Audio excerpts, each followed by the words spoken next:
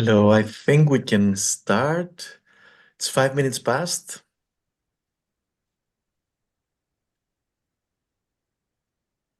Oops.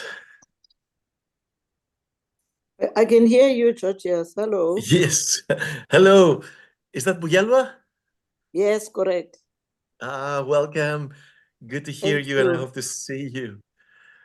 Uh, Uh, okay, I've got please I'm start a the boy, camera. so I'm Yeah. trying to run away from the So camera. good to I'm a see you. boy. Hey, how are you? But busy. Somebody's keeping us very busy these days. I mean, the whole world is going a bit crazy, I but we know, I know. Sakiko, how are you?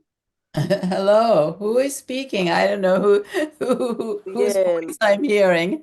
Miss Who- Buyelwa Sontitpa is from South Africa, former minister there and Yes, chair of the Inclusive Society Institute board, I believe, Yes, nowadays, and a great yes. friend of FOGGS and personal. Thank very you for, nice. Thank yeah. you. Thank you for being here. We have about 27 people. I think we can start. I'm Georgios Kostakos, for those who don't know me, the Executive Director of FOGGS, the Foundation for Global Governance Sustainability. We also have our Vice President here, Yoriko Yasukawa, who is in Japan. There she is. Hi, Sakiko. Thanks for joining.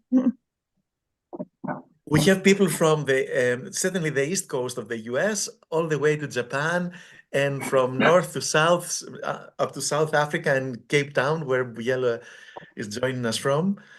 And yeah, thanks a lot. We'll get to know the rest of you, and I'm sure there are more people that we have worked before with together, because the topic of decolonizing the UN certainly is a topic that we care strongly about. Those of us who work for the UN, like Yoriko and Sakiko, for sure.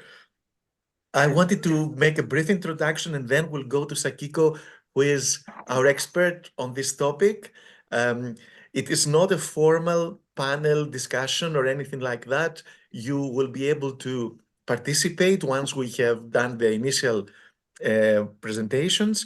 And of course, it is a meeting. It's not a webinar. We can see you, but please mute when you are not talking and raise your hand, your electronic hand, when you want to talk, and we'll find a way to let everybody have their say.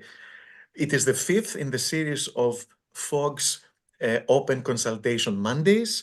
The topics are diverse. We touch on big issues of the globe. We think the last one was on climate change, and there'll be a paper produced by the moderator of that session, the FOGGS president, Richard Kinley. We hope to get something out of like similar from this consultation. The idea was, what is happening nowadays? Is the UN owned by any part of the world?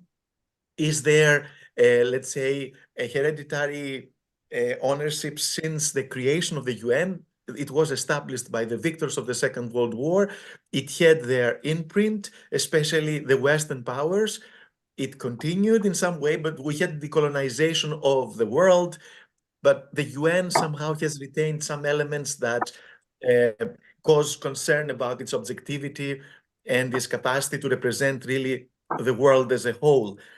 Um, for me, I can share with you a few personal indications, anecdotal things from my career with the UN and in the Secretary General's office, in the Department of Political Affairs, and on missions that I think indicate that we should pay some attention to um, whether the UN really represents the diversity of humanity as it should. For example, the speechwriters of the Secretary General on the 38th floor are usually Anglo-Saxons because they can use the language better, perhaps, but also they bring with them a certain mindset, I suppose. And I'm not saying that anybody is not acting in full integrity and honesty, but it's a fact of life if you come from a certain part of the world. there are hereditary senior positions at the UN, hereditary in quotation marks, but we see somehow always the Department of Political Affairs and Peace Building now is headed by a US national, usually former diplomat. And we also see, for example, OTSA, the Office for the Coordination of Humanitarian Affairs, being headed by a Briton, the Department of Peacekeeping or Peace Operations now by a French person. And of course, DESA now is by a Chinese person, to say it's not always the West, but it's the P5 and the big powers. What about in terms of graduation? That many members of the UN Secretariat had graduated from Anglo-Saxon universities. The JPOs, the junior professional officers, who are often offered free of charge to the UN, are usually come from developed countries. Some non-governmental organizations like the UN Foundation have a special access and role to the Secretary General's office or the UN. Also, the treatment of demands by US senators or Congress people is different. The Secretary General's office pays attention to them because they may stop paying the money, but for other countries doesn't happen. A couple more examples. For example, the conceptual biases that come with drafting even for resolutions among member states being done by certain countries.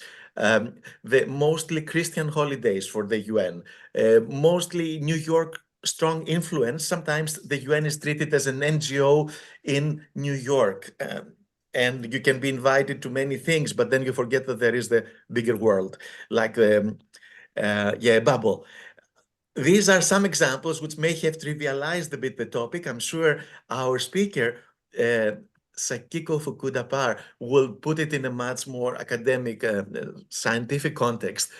Sakiko, to present her briefly, she has been in and out and knows the UN from inside out.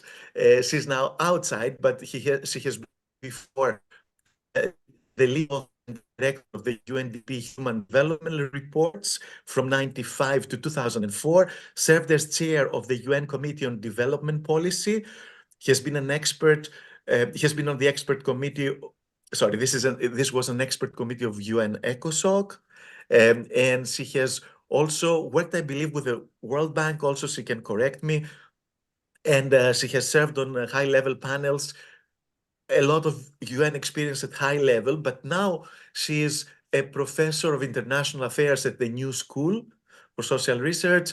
Her current teaching and research focuses on global economic governance for equity and justice, including decolonizing international affairs, global health, gender, and worker rights, as well as global goal setting and governance by indicators. She has published widely on a broad range of topics, including inequality, poverty, international economic governance, gender, and technology.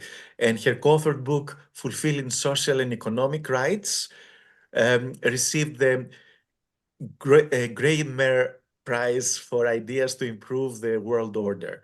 So she's president-elect of the International Association for Feminist Economics and co-leads the collective on the political determinants of health. So Sakiko, former colleague, also thank you so much for being with us, and please put us in the right context for this discussion. Thank you.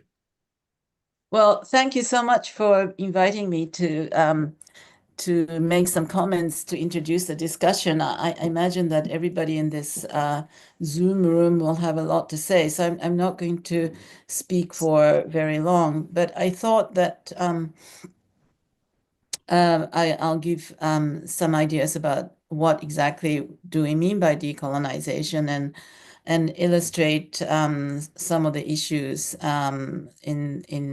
with some specific cases. But I have to sort of say that that I have become very interested in this this framework called decolonizing because I think it reveals, it's a new way of understanding current inequalities and injustices, and I think it basically. For me, it's something that brought light to the sort of the entrenched and continuing disparities between the North and the South. Having worked, so currently I'm actually working on an edited volume, which is a handbook on decolonizing international affairs at this New School with a colleague. And I'm pleased to see a couple of my New School colleagues and students here in this event. I'm also teaching a course, Decolonizing International Affairs, because we felt at the New School that that even for our program in international affairs, which is a very, to put it in American terminology, progressive one, which was for more for the training of students to be either academics or to work in places like maybe Oxfam or IRC rather than the U.S. State Department or a McKinsey. And that we were highly aware that much of education in the U.S. in international affairs was very U.S.-centric, targeted at sort of training people to defend the U.S. national interest in government, in business, and so forth. So we're very conscious of training global citizens as opposed to national civil servants and business entrepreneurs. So that's just sort of by way of a background to my kind of engagement with this concept.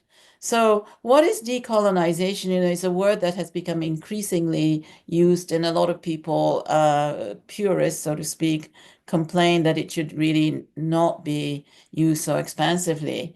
Because decolonization obviously is fundamentally about the end of colonization, and the UN is obviously very much involved in shepherding that process.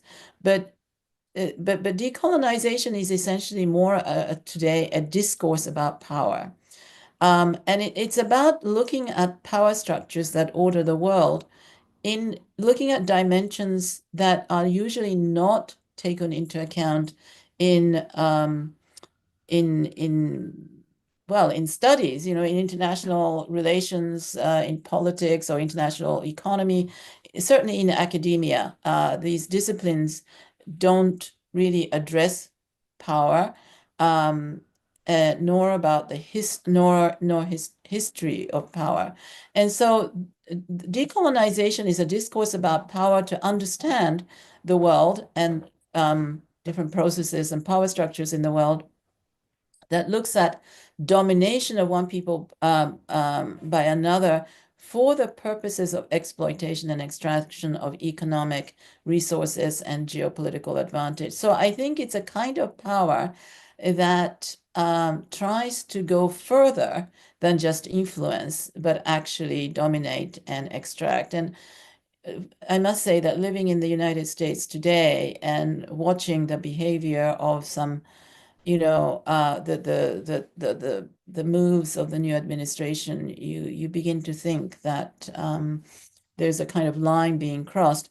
But the important thing I think about the decolonial discourse is that it goes beyond the usual like political economy analysis. So let me just say that I am a development economist, a political economist. So I am not, my work has been in development, economic and social development, as opposed to in areas, like peacekeeping and the political issues of the UN.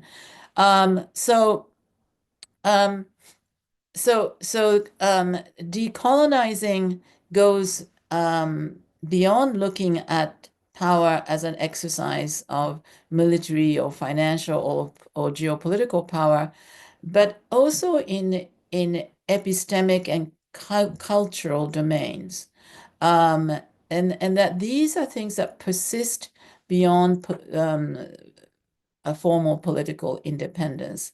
And it builds on theories of people that I'm sure many of you are familiar with, but maybe not familiar with, because it's a kind of a multidisciplinary field that draws on historians, sociologists, philosophers, people from the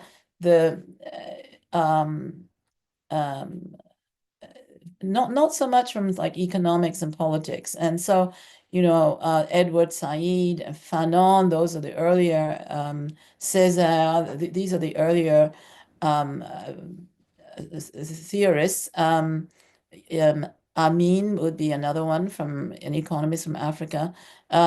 Slightly more recently, Peruvian sociologist Aníbal Quijano, philosopher. These are the people who have very much influenced the thinking, and particularly this Latin American school, I think, is very, very important in shaping the thinking, and and they talked about the coloniality of power, of knowledge, and being. So it's a whole-scale kind of way of looking at the impact of colonization, not just in the material sense of having extracted minerals and so forth, but in the way that societies were organized, very much according to racial and cultural differentiation amongst people. So that's kind of a big element of that. There's also a very related to that, of course, is the idea of knowledge, and then there are hierarchies of knowledge. And so Western centrism, modernity, they argue, is sort of the root cause of the problem in that, that there is the arrogance of Western powers that claim a superiority of their culture over others. And related to that, the superiority of their knowledge. And in present day politics, international politics, there is therefore a concern with Western-centric values, Western-centric ways of thinking that shape that are recognized and legitimate, and other forms of knowledge that are erased. And things like, the erasure of indigenous knowledge and indigenous languages is one manifestation of all of that. So decolonial discourse has affected, has nurtured theories and studies and movements in multiple different ways. And there are many different ways in which people use the term. There's also a debate within this, in the academic discussion between those who tend to insist that decolonization should only be referred to in talking about settler colonialism, and in that sort of literal sense that you sort of have to have restitution and so forth, and then others that say, and I would definitely be one of them, that the form of domination has gone from the power over control and control over land, which would have been the 18th, 19th century colonization, and that continued, of course, into the 20th century and seems to be resurging in the 21st century. But the control over land is no longer the only way. Land is no longer the important resource that certain powers are trying to control,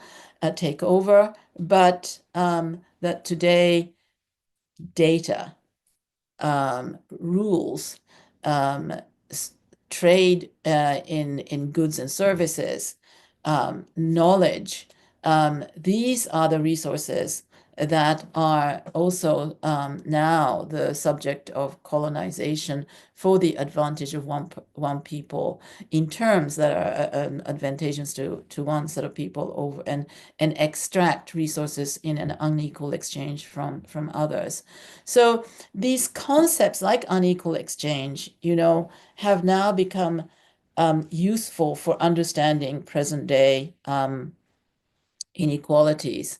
And so there are a lot of studies that look at how colonial legacies shape present day institutions. And so I would say that in some of the work that I have done that relates to global health, for example, the international arrangements, agreements, rules about the prevention of and control of pandemics, which has been very much in discussion over the last few years, and where there are new treaties being negotiated today, the pandemic treaty and reform of something called the international health regulations, show, in fact, that colonial legacies are really quite important. The entire international health regulation system was set up in the colonial era, or even in the pre-colonial area, depending on what you're talking about. But in the 18th century, sort of like there were these conferences about, this is a Paris conference over 100 years ago, for the control of infectious diseases. And those were essentially set up for the interests of colonizing countries in order to protect the flow of goods that would have been impacted by the spread of cholera and things of that kind.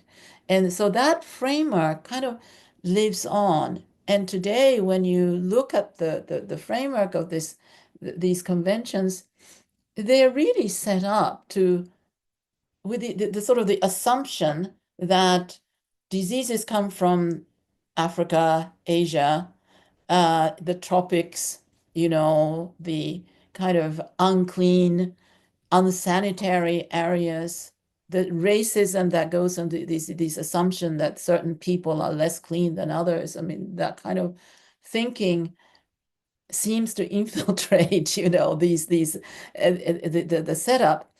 But the framework kind of assumes that the objective is to protect the countries of the global north from the diseases, the spread of diseases that emanate from the global south, and the hysteria over Ebola.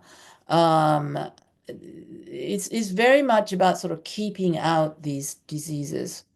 The COVID pandemic, of course, turned the whole thing upside down, because countries of Europe and and North America became hotspots for the spread of the disease. The same thing can be said of refugee, the international agreement, the Refugee Convention. The history of that was very much to protect and address the needs of the European refugees, kind of like within Europe, with sort of blind spots for what happens with South-North refugee movements. So I think in the international domain, in the UN and so forth, some of the most important things that the decolonial analysis can shed light on is in the areas of norm making. The processes by which the UN, being a norm making organization, are unbalanced in reflecting Eurocentric ideas and knowledge and priorities, and how the knowledge production is maybe dominated by delegates from the countries of the global north to serve their national interests. I mean, obviously diplomats are negotiating on behalf of their national interests. It's not to say that there's something wrong with them doing that, but the voice that they have, tends to be stronger for all the kind of reasons that Georges, you mentioned, that you people speak English better or things of that kind. So it's in this process of knowledge production, norm making, which I think is certainly that what I'm very interested in, and looking at the UN not as something that is deliberately kind of tipped, but in terms of the voices of different countries, but where it is sort of like unintentionally uneven in terms of the voices of countries. Sometimes, of course, with respect to the Security Council, I mean, it is deliberately tipped, but it's the processes. I mean, having been a UN official myself, of course, it's fascinating to watch the processes, right? So, I studied the process of SDG negotiation, the role of the Global South and so forth. And there were these deliberate processes that were set up to ensure the voice of the Global South was heard. So norm making, the formal structures and processes, the informal mechanisms of influence, I think these are things that one should look at in terms of the decolonization agenda. There are also these operational practices that become deliberately manipulated. So people argue that the UN Human Rights Council is manipulated to maintain this kind of a superiority of the northern powers as being the upholders of human rights, and the human rights, the human rights violations are in the South. It's not in my country, it's in those countries out there. I mean, this is the kind of Orientalism, if you like, is this differentiation between us and them, and sort of thinking of them as being kind of inferior beings that kind of creeps into these assumptions and the framing of the narratives that are used or implicitly used to drive the form. So there's a very good paper, for example, by a stellar legal expert, Tendai Achiume, who used to be the special rapporteur on race and racism, who shows that the effort to the raising the issue of racist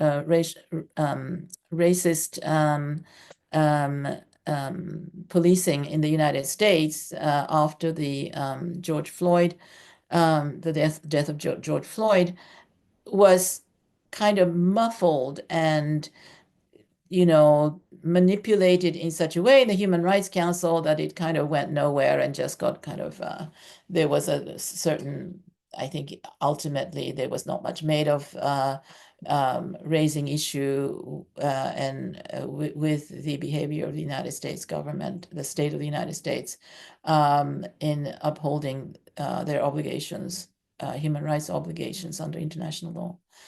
So I think there are many ways in which we can think about the problem of coloniality within the UN, coloniality of UN operations and so forth. But those are some of the comments that I would make, and drawing more on what I'm interested in. And as I said, there are many, many ways that we can think about this issue. But I think it's a very useful way of interrogating the operations of the UN. Thank you very much. Indeed, you gave us a framework to think about it more systematically and got to the substance of really the processes of norm making, knowledge production, all these things that are really the deeper end of it, which can manifest themselves also in many other ways. And as you said, Sakiko, I think it's not a matter of bad will necessarily, of these biases, of course, serve some interests eventually, whether they realize it or not. But looking forward now to the future, if we could focus our discussion on how would a decolonized UN come about and how would it look, and where can we start from changing this if we agree that it needs to be changed. And I think we do agree that we have a more multipolar world and a more many civilizations that deserve equal attention, and they have things to offer also. So it's not anymore the Western world that is or should be dominating. Modernism by itself also has lost a bit of its luster, if interpreted in a certain way, again, from one side. So what can we do to transform our UN to really be making it our UN for everybody, and at the same time, hopefully address better issues are much more complicated and not black and white anymore. Let's say how we deal with International Criminal Court, how do we deal with the conflicts that we have in front of us, with climate change, which require thinking of production, consumption patterns, stereotypes of linear progress, science, and all these things, right? Would you like to say a couple of words about that, or shall we open it? Yeah, you're muted.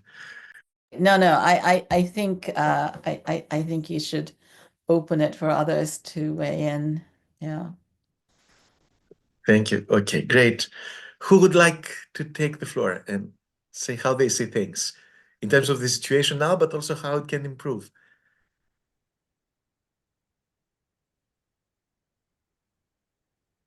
For those who don't know, remember, it's like you go to reactions at the bottom of your screen and you choose the electronic hand, right? I can see Bugelua Sontikta from South Africa. Please. Thank you very much, Georgios. Sakiko, thank you for a very well-informed input presented in the most friendly way for me to understand you so well. I am actually going to be picking up on your input when you mentioned that domination can come through various forms. You gave a list, you spoke to land, technology, knowledge, and so on. And I'm not sure if you had exhausted the list, because I thought that poverty and underdevelopment is one form of domination that is used by your bigger and well-resourced countries against the smaller and lesser privileged countries. When they would come as a savior of the situation of poverty in that country, and at the end of the day, they end up controlling and taking whatever that country would have in wealth. And I'm sure you appreciate what I'm talking about. So I'm not sure if that was just an omission, or maybe you'd want to reflect on that. Mm-hmm. Mm-hmm. Let's collect also a few other comments, if you don't mind, Bugelwa. Of course, you have been a minister, especially, I think, of natural resources, among other things, in South Africa. So I'm sure you have your own experiences from there, and it's very serious. Thank you very much. Let's go to get a couple more, perhaps, comments, questions, and then we can go back to Sakiko if she wants to comment. Although it's not only to put her in the spotlight and, yeah, to burden her only. But Yoriko Yasukawa, the Vice President of FOGGS, please. Yes, hi. Hi, Sakiko. Thanks so much for it was really interesting for me. was brief but really enlightening.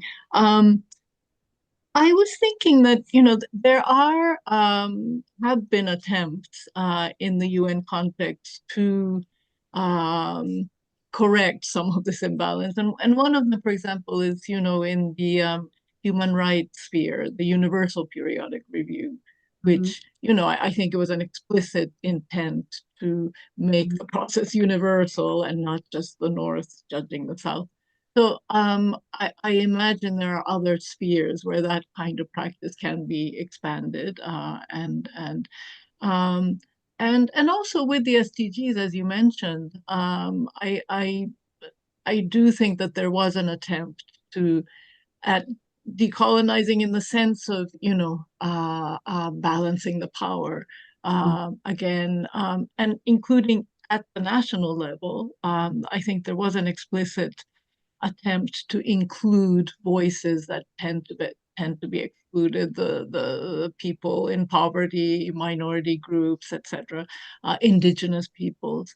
So I think that there have been important attempts to at change, and that we should build on, and also to I don't know whether you've seen, Sakiko, any attempt to sort of catalog these attempts so that we can systematically build on them. Yeah. Thank you. Thank you, Yoriko. Any other immediate comment now from anybody else? I'd be happy to respond to these two, which actually were Thank you. really great. So Buewa, hello.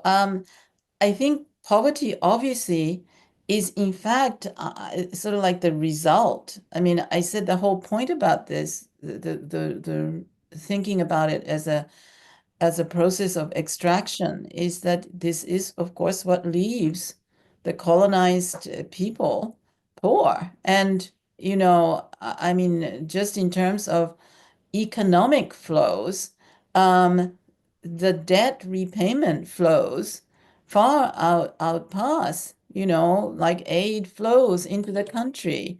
There is also a flow of tax dollars. The reason why we need international tax cooperation is because corporate taxation is very, very unbalanced and manipulated so that the governments of countries where productive activities are taking place and corporations are making a profit do not actually see any of those tax dollars that are owed to them, but they get all the money goes to the Cayman Islands.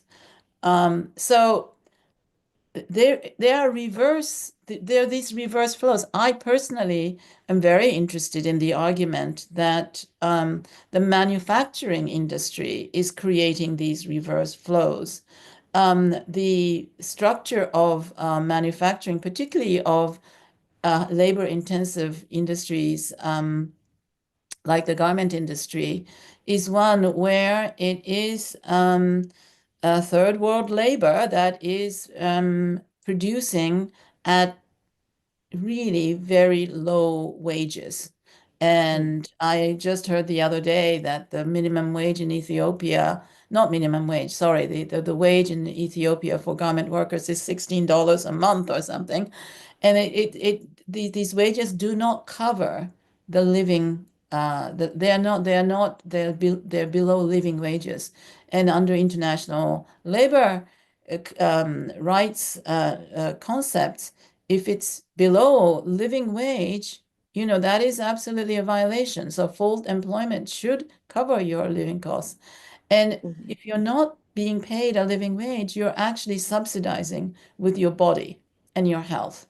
And this is exactly documented and researched as what is happening in the garment industry, where these workers burn out. They don't last more than several years, and they retire at the age of 30 or something because they get burnt out and exhausted from the intensity of work, right? I mean, and the way that these factories are keeping up productivity is by pressuring you to work faster and faster and faster. Again, economic analysis shows that there's something called a smile curve, where the value added is very high for those who design, the Calvin Klein designers, and then the brand retailers, and once again, those that brand and sell. It is very low at the bottom of the bottom of the chain, which is in the manufacturing. So there is a revert, and there's a very interesting book called Reverse Subsidies that documents this process whereby the workers are actually transferring their economic value and resource, their labor value, to the corporations in the North, to the shareholders, right? And this is all in the context. I mean, Georges, you talked about the change in the geopolitical situation of multipolar world. As an economist, I'm very interested in looking at the fact that we have finance capitalism, where the economy is structured in such a way where companies, for example, are basically working towards maximizing shareholder value rather than the value of the worker who is doing the work. You see what I mean? The whole incentive structure is wrong in that sense. So poverty, Buyewa, I think is created by this by these colonial structures that continue to exploit the resources, including the labor resources in the countries of the global South. And on Yoriko's idea about these attempts to correct the colonial structures and practices, perhaps, that carry on continue in the UN. I said at the beginning that I see the UN as a site of contestation, not an institution that is deliberately, taking sides one way or the other, because the UN, as we all know, is a kind of a ground, a site, where the different countries are fighting one another on all kinds of things and the Human Rights Council obviously is one of them. And so I totally agree that, like, the SDGs experience was really interesting from that point of view, because this was a experience where the global South countries, Brazil, particularly Colombia, etc., that were important in the environmental movement, because this came out of Rio +20, right? And pushed for a structure of the open working group and so forth that was very different from just taking it to the General Assembly, where you would have had the same old traditional kind of North-South G77 plus China against the Western countries, etc. And the Secretariat sort of writing its stuff and then, giving it to the co-chairs. But in the SDG process, they deliberately made it an open process where civil society was involved. They deliberately structured the negotiations through this thing called the Open Working Group, where the whole of the General Assembly, actually, the whole of the membership of the UN practically was involved. Therefore kind of undercutting the voice of the larger countries and even the larger countries within regions. So like in the Africa region, it's South Africa, Nigeria, Kenya, that have much more voice than, let's say, Lesotho, or, well, they have a different name, sorry, or Malawi, or, Burkina Faso. But so it was a very different kind of a process and a structure that was set up. And so I totally agree, Yoriko, that these are things that we need to study further and discuss. And I think these these successes, if you like. You know, I'm working with one of my PhD students on the notion of small wins that we need to understand better, so that we can see how this politics of international negotiations in norm making actually can operate in a more decolonized on decolonized terms. Thank you very much. And can I now, let's say, somehow challenge even that the decolonization paradigm or narrative is again perhaps created by Western thinkers or people who have studied in the West, but they are like more revolutionary kids of the West, because I see at least to some extent even civil society who participate in what you said, the SDGs, and now in the Summit of the Future, etc., coming from a Western perspective, like we have atheists in Europe and they are Christian atheists, meaning that you participate in a broader culture even if you don't practice the religion. In this case, even those who talk about colonialism often use the same, how can I say, just adjust the narrative to the current narratives, which are some culture wars, especially in the US, for example, right? And we bring the UN into and global governance into this minefield of gender issues, of patriarchy and all that, which is not bad. It's important, but I got, let's say, I was surprised when I saw in the new agenda for peace of the Secretary General, patriarchy mentioned as the main problem for conflict in the world and the main cause of conflict. I can see it in a deep psychological and level, that something that can be discussed, but it's not practical at all. It won't solve anybody's immediate conflict. If the UN is not organized, let's say, to send envoys, peacekeeping is falling apart, and we talk about these abstract notions, which Western academics, perhaps the new modernism, wants to talk about. So how much do we help people also? Have we helped in the past the poor of the developing countries when we took them away from their poverty in terms of self-subsistence, but that was a dignified, probably, life, and we integrated into the supply chains of the garment industry, of the production, again, of the West or of the industrialized world, and now they don't have even that, their own dignity, because they are subsidized in a perverse, not only reverse way, the economies of the North again. So sometimes I think we're trying to help, and we can have, again, good intentions, and we frame the debate, or we center it around something that may cause more problems again. Yeah. Yeah. Yeah, I mean, I think that there is a very, very broad and a diverse debate that is using this term decolonization, not just in academia, but in you know, all kind of places. And I think that it is something I totally agree, understand what your concern, that, you know, there are these sort of this small group of Western academics that are talking about it. I don't see it as being, even within academia, I think that the leading kind of thinkers and authors are either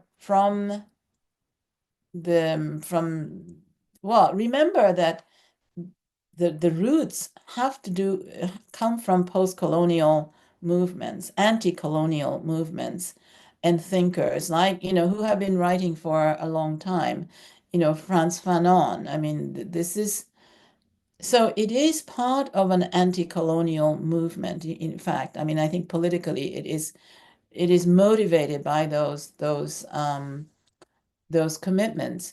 But even now, even though many of the thinkers, writers are, for example, in European universities, they tend to be people who originated from the colonized countries. So Gurminder Bambra she's a very influential thinker about all of this, who has a historian who has pointed out the economic flows from the colonies to Britain that has fueled capitalism. And I mean, this is obviously sort of like an academic musing, right? But just think about it. I mean, you know, so many I would imagine almost everybody in this Zoom room has taken a couple of courses in economics. The official history of capitalism is somehow European countries and, the Americas and so forth started capitalist, accumulation of capital. Well, no, they didn't. They actually stole it from occupying India and Kenya and so forth. So the importance of this mindset, I think shifting that mindset, that kind of decolonial thinking is challenging these big disciplines, economics, politics, and so forth. But quite apart from the economic thing, I think that these ideas are actually moving to much greater interrogation of the Eurocentrism of UN norms. And I think, and there again, things like, let's say, NEO, the new international economic order. I mean, there's a new NEO being proposed.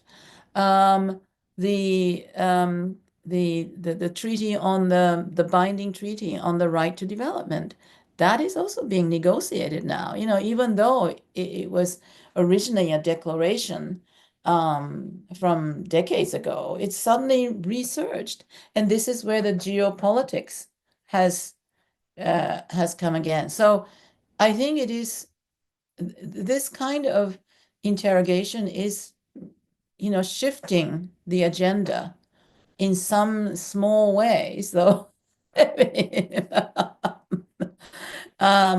bigger ways, maybe. Yeah, but I think that those who are propelling these, there is a battleground that has never gone away. Yeah. So, I mean, being interested in international economic governance, the battles between the global South and global North over debt, over trade, over international investment treaties, over international health regulations, they have never gone away. And I think we just have a new kind of a intellectual momentum that pushes it, a new political language that propels it. Great, that's hopeful. And let's see again from South Africa. We have a strong team here, Lerato Tsebe, a young researcher that we've worked with before. Lerato, could you please switch on your video and unmute yourself? Can you hear me? Sorry, it's just... Yes, we can hear you. Yes, we don't see you if you want us. Oh, there you are. Hi. I think you're having a very interesting debate. First of all, hi everyone. My name is Lerato. I think you're having a very interesting conversation about. It's also about knowledge production. It's about power relations, and then how that interlinks into economics as a whole. I think what Georges, you've really refined it to its granular, where you say that even the spokesperson of the UN is Anglo-Saxon, or the holidays all have a Christian orientation. I'd never actually borne cognizance of that. I hadn't paid attention to it, but you're raising a very, very good point.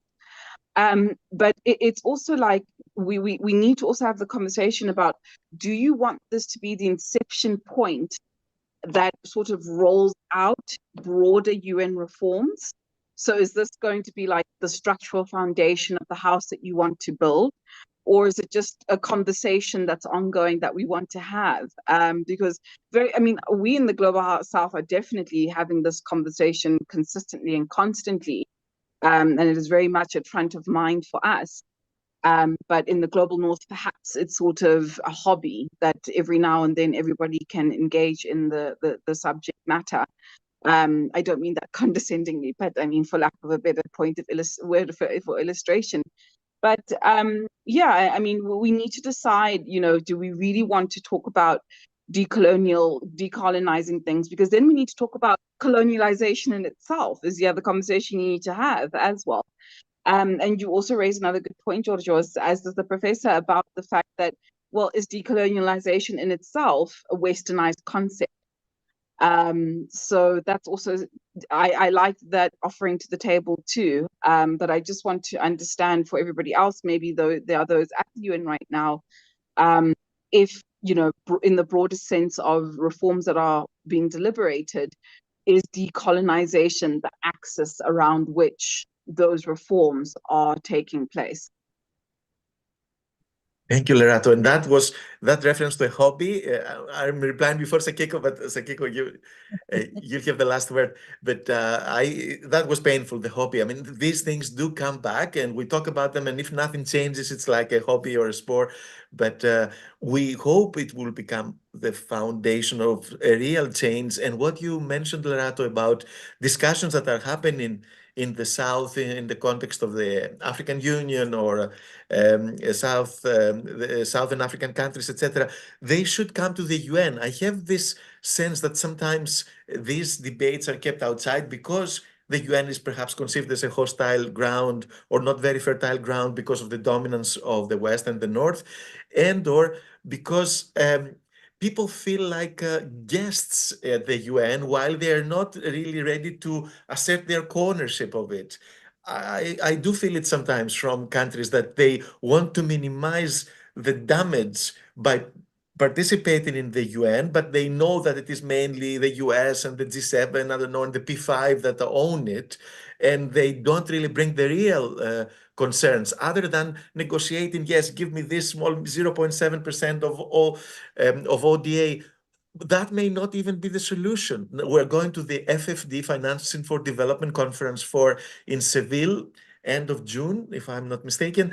And there, if we start again having this debate that does not rethink the paradigm, but fights about the pennies, I think that we are not really serving anybody well. The UN, of course, the member states, especially of the South, and the future of the better world that we want.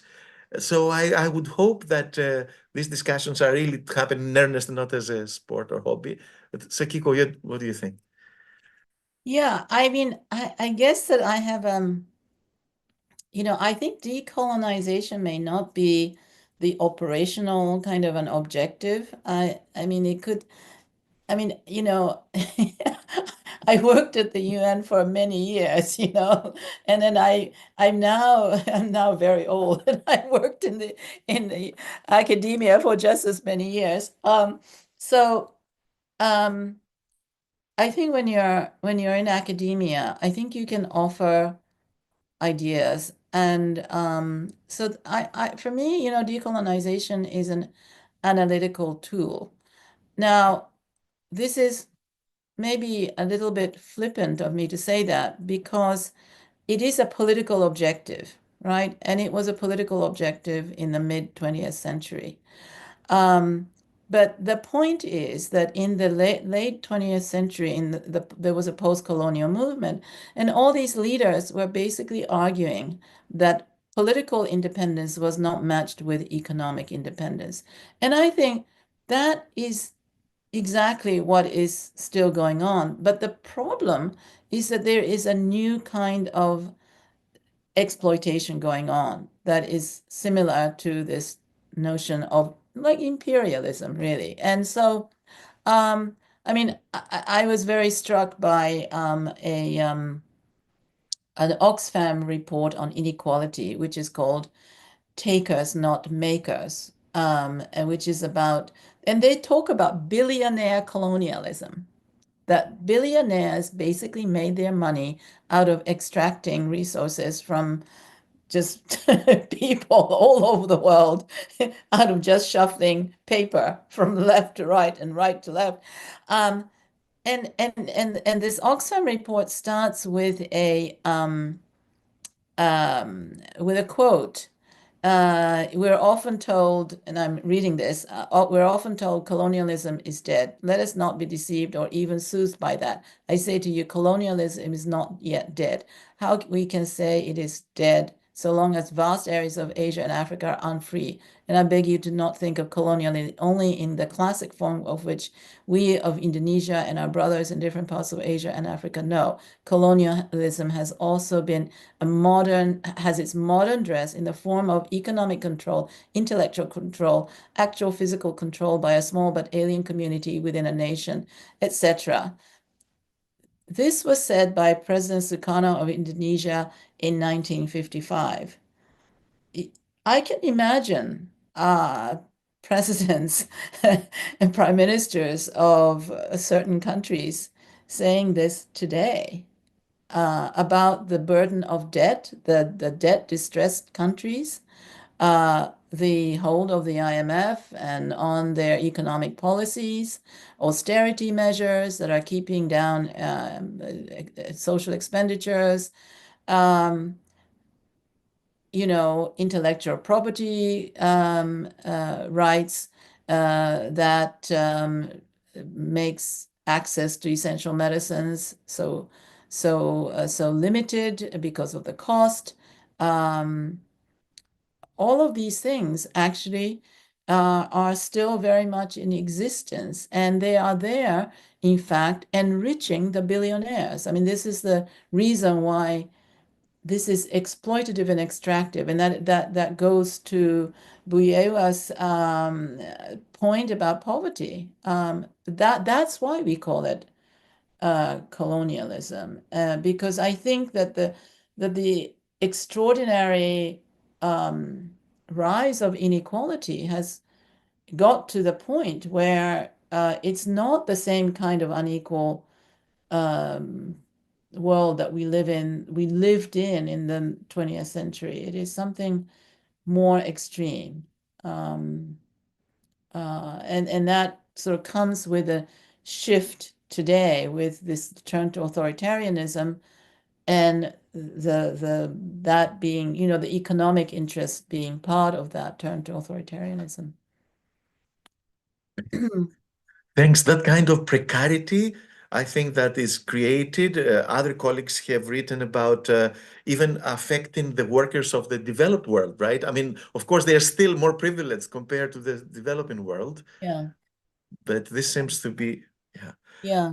But I think the interesting thing is that one of the interesting things about teaching is that you have students who have ideas and who have views from different places. And I find that my students, I have a particular student from Ghana, for example, who was talking about climate negotiations as a matter of continuing lack of sovereignty, that African countries have not achieved sovereignty because of the unequal ways in which climate negotiation proceeds.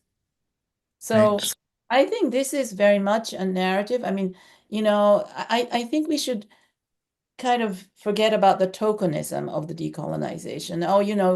Have more people of color in, these meetings and things of that kind. And it's really not to do so much with how much racial diversity do you have in a room, things. I mean, that's could just be tokenism.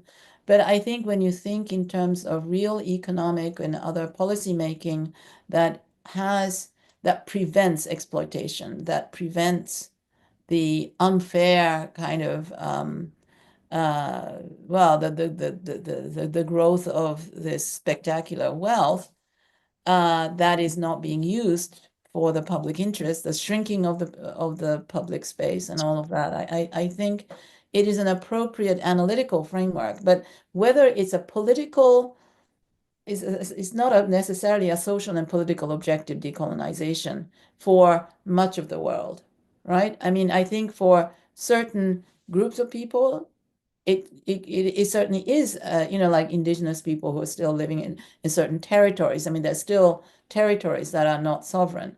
But I mean, I think we can think of the value of the decolonization agenda and as a very useful analytical framework, but not necessarily a political objective that you would push for in the UN. But it informs the discussion and Yes. and the other objectives, of course. Yes. I had seen previously Xenia wanted to talk. I don't know if she still wants to.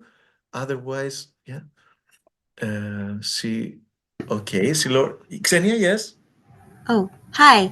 Yes, forgive me if this is a really simple question. So why don't the countries of the global south make their own UN, like with headquarters in Singapore and their own holidays? Like, why is there only one UN? Why don't they just make another one and tell America, you're not invited to this party? Well, they may leave the party anyway, but the way it's going, and we're supposed to be one world, right? But I don't know. Yeah, we can separate. Well, we can still be one world, but just because you said so many certain voices are foregrounded, so why don't you take that loud voice and remove it and then have your own? I mean, why can't there be another UN, you know, with a different headquarters that's run by different people, and then the dialogue there would be different as well? You're right. Somebody else is hosting and sets the tone. Exactly. Yeah, I understand. Thank you. Renata, also from Brazil, wants to say something. Another young voice from the south. Renata? Thank you, Georges. I'm sorry for not being able to open my camera, as I am in an environment with other people around. Very pleased to be here. And I wanted to bring two aspects, and I think that's very important to broaden the, and to help with the decolonization that we talked so much about, and being able to take information. So that's the role of communication in remote areas to communities that are in remote areas, such as the indigenous, and also people in its extreme poverty areas. And I'm speaking from a point here in the global south, and especially from Brazil, that we have people in areas that they don't have enough information. So therefore, they're not able to participate as much because they are not so, they don't know what's going on. They don't know what the UN is doing, and they don't have the tools to actually demand their needs in their communities because they don't have enough information. So they don't know what they could demand from even from their member states, but also how is the member states actually demanding something from the UN if these fronts are not represented?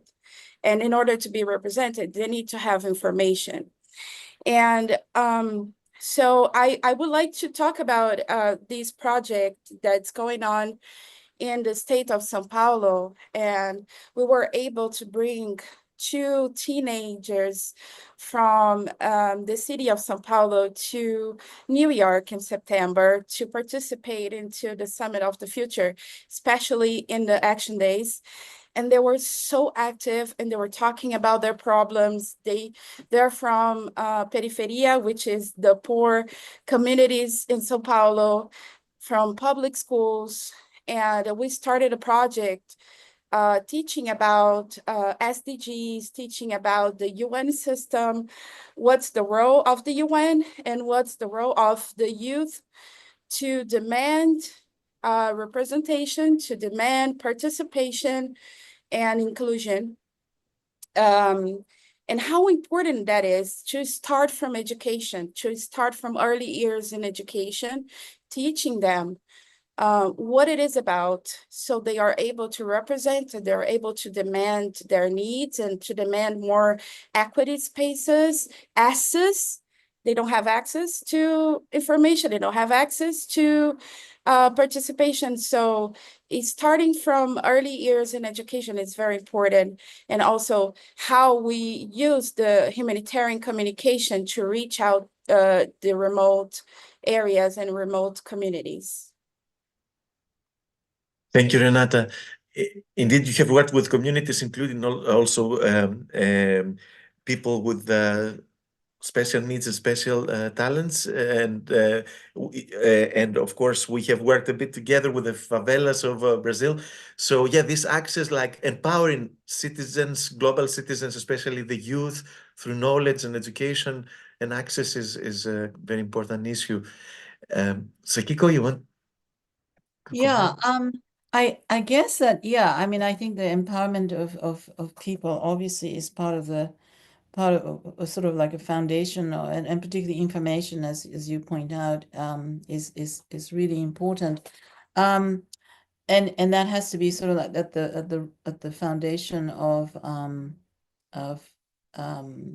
in a sense of decolonization. But on Ksenia's point about the UN, it does provoke a thought about, well, is it maybe a good thing that the UN, the US seems to be withdrawing more and more?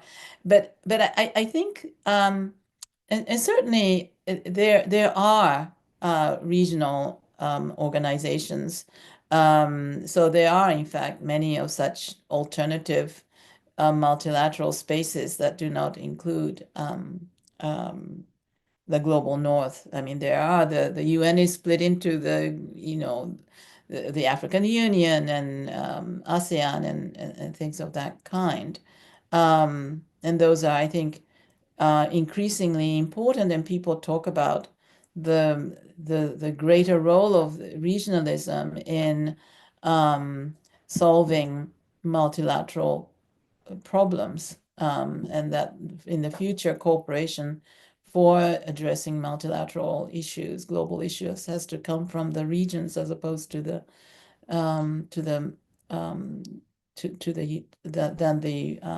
UN as a whole. But I think these are questions I think that would be really interesting to explore further. Different kinds of alliances that you need in order to solve global problems. I mean, I think the problem is that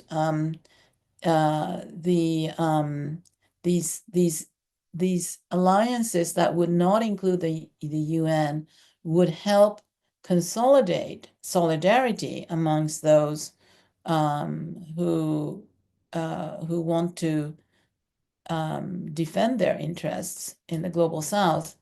But ultimately, because the problem is the actions of the most powerful countries, you can only go so far. But you can go quite far, I think, without them. So I think this is a moment for interrogating these ideas, and I think this is actually, I'm thinking that this is something that we need to think about much more carefully, and look particularly at experiences where smaller regional, sub-regional, interest focused based alliances have actually worked to make progress. I think Yoriko has another comment Yes, indeed. on this one. Yoriko?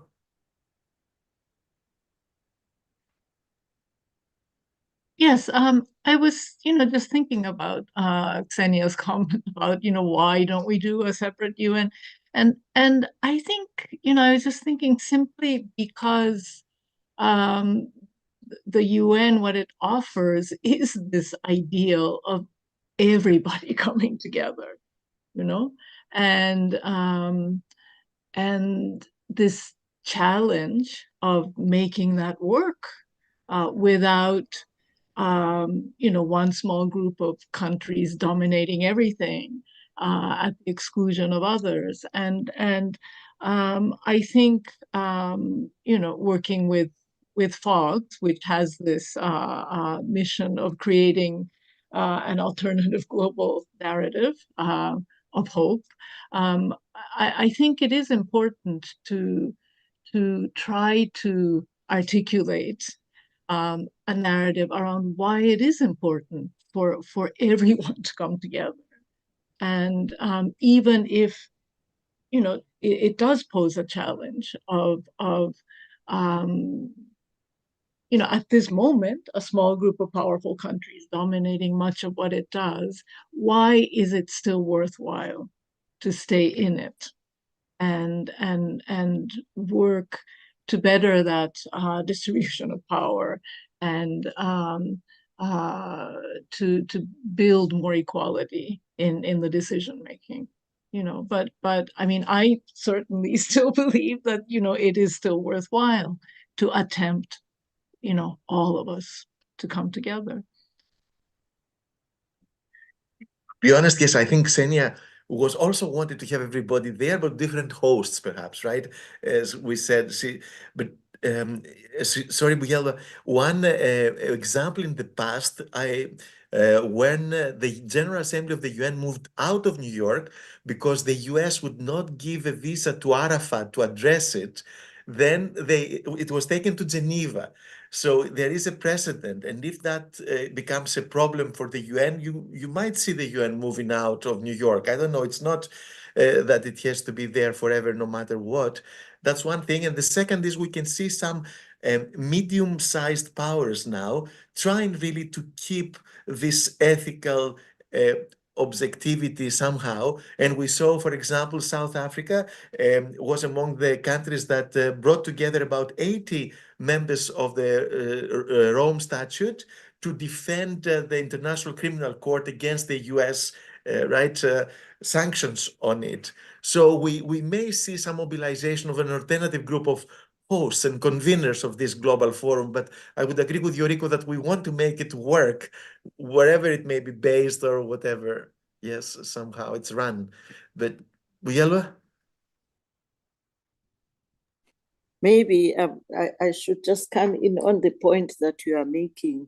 We want to make it work. And I wanted to ask Sakiko a question, especially dealing with the how. What should be done to make it work? Because I think that's what is central. I have no issue with decolonization, Sakiko, because for me, it's all encompassing. And if anything, the process of colonization is still happening to date. It may not be as overt as it used to be, but it is happening, especially between Africa and your powers be, where there would be an exchange of a small building with minerals.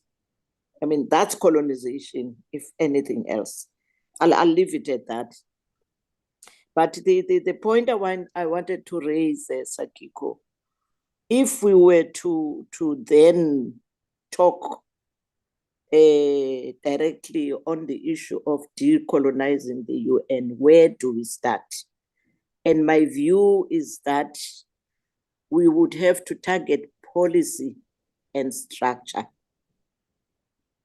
And for me, the main source in policy would be the UN Charter.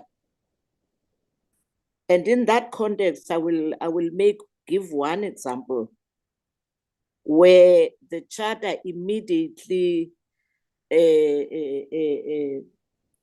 presents a situation of domination by the P5 over the rest of the other countries. And the founding principle, there's a founding principle that talks to sovereign equality, which presupposes that all member states are equal in terms of their participation in the United Nations. However, Article 27 immediately cancels that by introducing the veto power for the P5, which then creates inequality in as far as those member states participating in the United Nations Security Council. So already the Charter for me has a flaw, and that's why I see it as the first target to look at if we were to to decolonize. I'm all over because I've missed a lot of your Mondays, but that's my point. If it has been raised before, I apologize. Thank you very much. We didn't have this specific comment, I think, before. No worries. But I think now, Sakiko, we have to wrap up soon. We're running out of time. And with Buyelo's comments and what Yoriko said, if you can give us, the distillation of what you think. Yeah, you know, as you said, this was really a discussion, an open discussion of everybody. So I don't think it's really up to me to summarize anything. But I think that we've you know, I think Buewa has really put her finger on the fundamental problem, structural problem of the UN as an institution.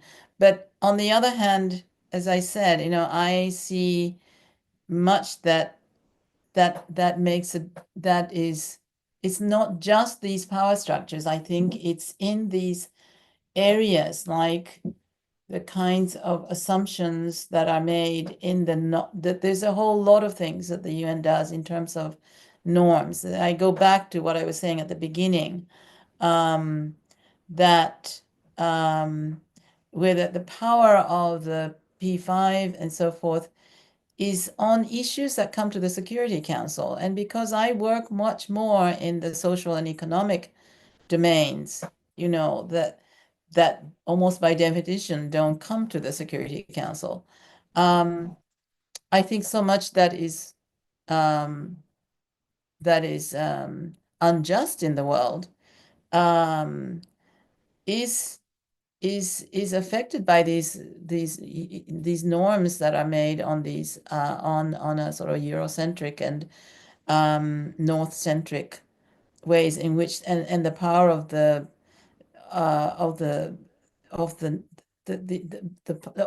those former colonies to continue to maintain their power through those sort of smaller processes. So, I mean, I get the point about the P5, the charter and all of that, but I'm not sure that you need to necessarily start there. And there are many things that I would be much more interested in making sure that the movement that exists today for the Treaty on the Right to Development and some sort of a new momentum for a new international economic order, I think would be really important as priorities. Thank you. Indeed, this about rethinking the financial system and new economic order without using exactly those words is also central to the Pact for the Future, all these things that are happening, and the Financing for Development Conference coming up. So let's hope so that there'll be a movement in the direction that we discussed, and let's all try to be proactively engaged and bring the different voices in all these processes, because it's also, we have no excuse if we don't try at least to change things in a better direction. Well, thank you very much, first of all, to Sakiko, who really set the framework and answered all the questions. I mean, gave her perspective on all these things that we brought up. We'll try to have a summary that doesn't attribute what each one said, but brings up the main points to keep the discussion going. And we want to announce the next one. A month from today, we'll try to focus on politics at the international level, even the national level, as showmanship, almost like leadership as social media content. Recently, I heard that content in the context of social media is that you can put like a video on TikTok, but for me, it may not have any content as I used to understand content and substance. So we have a complicated title, tentative date, and we'll get with more information to you shortly. You can always find, we have a standard address to register for our next consultation. You can see it there. It will be in our newsletter. You can register to make sure you receive it once a month. And that's another topic. When attention-grabbing politicians are disassociated perhaps with policies and politics, and we're trying to decolonize while for some it's mainly a show, perhaps, and the disconnect between ethics and policy substance in the era of social media and artificial intelligence. We hope to have you there with us then too, and thanks a lot. And even if you have afterwards comments, do get in touch with us. Yes.